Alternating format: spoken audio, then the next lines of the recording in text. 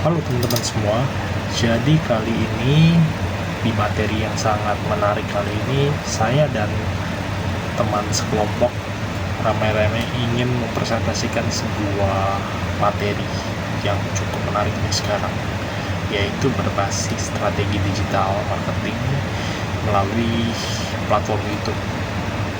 Jadi sebelumnya kami dari kelompok 2. Jadi saya ingin memperkenalkan diri. Ya, saya Rio Kurniawan dan juga teman-teman saya yang ada di tulis di PPT ini, ya bisa dilihat kami berlima ini mempresentasikan materi yang akan kita bawakan nanti. Langsung aja kita next ke selanjutnya. Oke, jadi pertama kita bahas dulu apa sih itu YouTube marketing.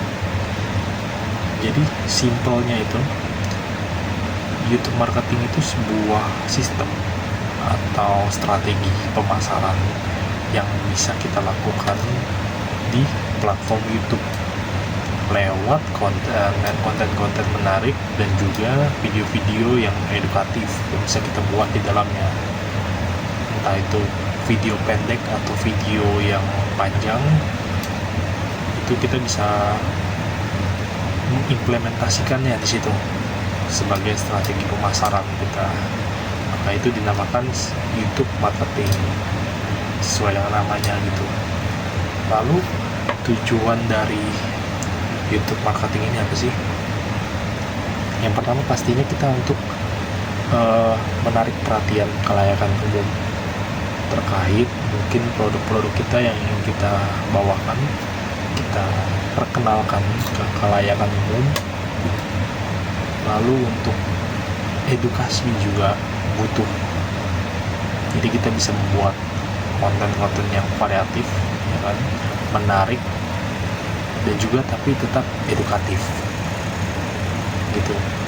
Lalu bisa juga sih untuk meningkatkan penjualan. Jadi sebagai peningkat penjualan kita juga bisa ya membuat konten yang variatif mungkin gitu loh, entah itu konten video panjang atau video pendek. Nah, seperti yang bisa lihat ya teman-teman, jadi di YouTube ini ya, jadi just for info aja, YouTube ini adalah sebuah mesin pencari ya, terbesar kedua setelah Google. Jadi memang semua orang sih rata-rata untuk saat ini itu banyak sekali pengguna YouTube. Jadi tidak heran mengapa YouTube digadang-gadang sebagai sebuah mesin pencari search engine terbesar kedua di dunia saat ini. Dan juga ya dari hal itu juga kita bisa memanfaatkan situasinya jadi sebagai media pemasaran yang bisa kita gunakan sebagai marketing gitu. Lalu YouTube ini cocok jadi untuk para pembisnis yang ingin buka bisnis, memperkenalkan produknya ke khalayak umum atau sekedar meningkatkan produk yang sudah ada. Itu bisa sekali dengan metode seperti ini. Lalu sebagai personal branding juga perlu, ya kan. Jadi kita personal branding nggak harus sekarang yang serba instan. Jadi kita butuh media yang memang cepat untuk membranding diri kita sendiri gitu, yang agar bisa sebagai alat trust dari orang-orang terhadap kita. Ya ini YouTube sebuah media besar yang bisa kita gunakan untuk membangun personal branding kita. Sampai konten edukatif. Jadi sebenarnya konten edukatif atau konten-konten yang menarik lainnya juga bisa sebenarnya. Jadi konten hiburan gak harus edukatif juga bisa sebagai alat untuk mengikat hati orang untuk mencerna video kita untuk tetap mengingat personal branding yang telah kita buat gitu loh. Saya akan menjelaskan tentang slide perkembangan YouTube dari awal hingga sekarang. Untuk didirikannya di tahun 2005 oleh mantan karyawan PayPal. YouTube pertama kali dibuat oleh Chad Hurley, Stevenson, dan Jawed Karim yang sebelumnya bekerja di PayPal. Awalnya untuk berbagai video pribadi dan tanpa iklan. Tujuan awal YouTube hanyalah untuk memudahkan orang berbagai video pribadi sederhana dan tidak ada sistem iklan atau monetisasi. YouTube diakuisisi Google dan berubah jadi platform komersil dan profesional pada tahun 2006. Google membeli YouTube. Sejak itu, YouTube mulai berkembang pesat menjadi wadah bisnis iklan, media hiburan, serta sarana profesional. Sekarang, peluang monetisasi besar, konten makin variatif. Saat ini, YouTube bukan hanya tempat berbagi video pribadi, tetapi sudah menjadi sumber penghasilan bagi banyak orang melalui monetisasi atau konten. Jenis konten juga semakin beragam, vlog edukasi, gaming, musik, hingga bisnis. Intinya sih sekarang YouTube bisa menjadi platform penghasil uang. Selanjutnya, mengapa YouTube efektif untuk marketing? Yang pertama, YouTube mempunyai 1,3 miliar pengguna aktif. Jadi peluang kita menjangkau audiens dari yang muda sampai dewasa itu sangat mudah. Karena platform ini tuh mempertemukan antara brand dan konsumen. Yang kedua, YouTube juga bisa meningkatkan SEO dan jangkauan global. Video YouTube juga sering muncul di hasil pencarian Google. Artinya, orang bisa menemukan brand kita lewat pencarian. Ditambah lagi karena YouTube digunakan di seluruh dunia, jangkauan brand kita bisa menembus pasar internasional. Yang poin ketiga, tingkat interaksi tinggi. YouTube juga punya tingkat interaksi yang tinggi. Penonton bisa like, comment, and share video kita. Interaksi ini tuh sangat dibutuhin untuk membangun komunitas yang loyal pada brand.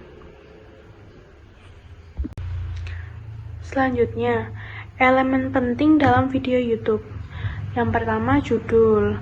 Judul itu harus dioptimalkan untuk SEO supaya mudah ditemukan di pencarian. Tapi jangan lupa, judul juga harus menarik.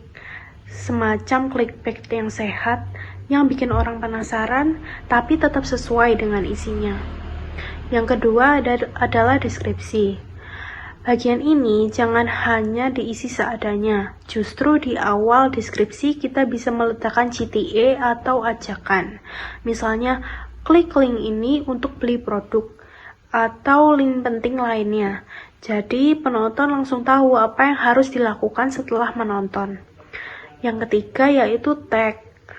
Tag digunakan untuk membantu YouTube mengenali isi video kita.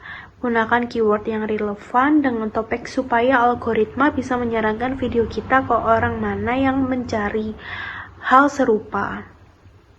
Yang terakhir yaitu thumbnail. Thumbnail itu sangat penting sih, karena thumbnail adalah gambar pertama yang dilihat orang sebelum klik. Jadi harus menarik, bukan? Dan mencolok. Karena seringkali penonton memutuskan mau klik video kita atau hanya melihat dari thumbnail. Sebagai bagian dari strategi digital marketing, kami memilih YouTube untuk menyampaikan pesan-pesan sosial informatif kepada masyarakat. Lalu, kenapa sih harus YouTube? Yang pertama, YouTube ini sebagai tempat yang bukan hanya tempat hiburan, tetapi dia juga sebagai penyimpan ruang entertainment, ruang diskusi, lalu juga untuk ruang bertukar pikiran, bahkan ruang untuk advokasi. dengan kita tahu bagaimana kita mengemas suatu video itu menjadi fun, modern, dan juga relevan, itu dapat mengemas suatu video akan menjadi menarik dan juga mengedepankan dari suatu sosial informatik tersebut, yang mana sosial informatik ini mempertemukan suatu teknologi dan informasi ini sehingga bersatu menjadi konten yang sangat edukatif dengan platform YouTube ini. Tidak hanya itu, YouTube ini juga melatih kita untuk bekerja dengan tim, karena untuk membuat suatu video pasti diperlukan banyak personel di dalamnya. Oleh karena itu, semakin berbobot suatu video, semakin edukatif suatu video, semakin informatif di dalamnya, maka dibutuhkan beberapa peran di dalamnya, seperti ada tim bagian videografer, tim editor, tim pencipta strip, pencipta ide, lalu juga ada tim kreatif. Yang mana hal tersebut adalah hal yang sangat penting di era digital ini. Bahkan YouTube ini bukan hanya itu saja, tetapi sebagai tempat monetisasi dan juga exposure yang besar. Itu kenapa artis-artis juga berkecimpung di dalamnya. Seperti yang kita tahu, TV sudah tidak sebanyak itu peminatnya. Oleh karena itu, dengan adanya YouTube ini memberikan exposure kepada orang-orang tersebut sehingga tetap eksis di dalam masyarakat. At the end, YouTube ini bukan hanya sekedar platform biasa, tetapi platform yang super duper spesial karena bisa memberikan manfaat yang besar untuk kita. YouTube sebagai transformasi digital yang mana jika kita memanfaatkan dengan baik algoritmanya, maka bisa memberikan begitu besar advantage untuk kita. Jadi kesimpulannya, kalian mau konten kapan nih tentang sosial informatik yang akan nantinya dibahas dan dibagikan kepada masyarakat? Kami tunggu ya. Demikian yang dapat kita sampaikan pada presentasi kali ini. Kami dari Grup 2 kelas EJDA pada mata kuliah Sosial Informatics menyampaikan mohon maaf apabila terdapat kesalahan dan terima kasih telah menonton videonya.